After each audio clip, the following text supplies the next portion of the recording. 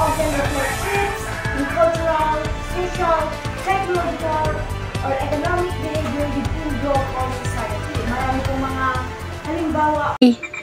Thank you, Jamin. One of the example of a trend in the Philippines today is the micro-living spaces. The rise of compact condominiums and co-living space is a significant trend in urban areas in the Philippines. Companies like SMDC and Avila offer units tailored for this growing demand. This is Miriam Hakias reporting. Ikaw, Junita, anong trending dyan? Good morning, Miriam.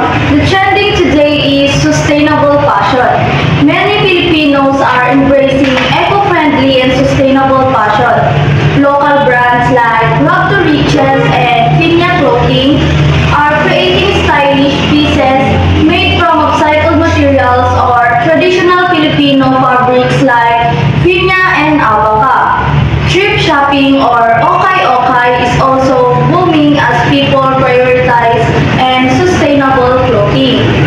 A trending example of sustainable fashion in the Philippines is Rock to Riches, a brand known for creating fashionable bags and accessories made from upcycled materials like scrap fabrics and plastic, empowering local artisans.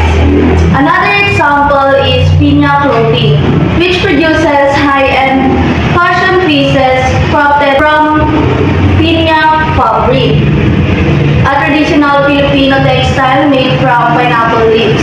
Additionally, okay-okay or thrift shopping is trending as many Filipinos are choosing second-hand clothes to support sustainability while also finding unique and affordable items. And I'm Junita Rose Leonida reporting. Plant-based diets and alternative proteins. More and more Filipinos discovering the delicious and diverse world of plant-based eating. It's not just about salads anymore. Think hearty tofu dishes, savory tempeh stews, and even jackfruit taking center stage as a surprisingly meaty substitute.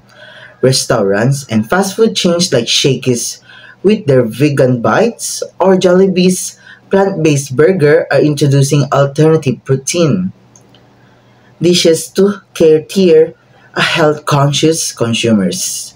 This shift is not just about health, it's also about caring for our planet.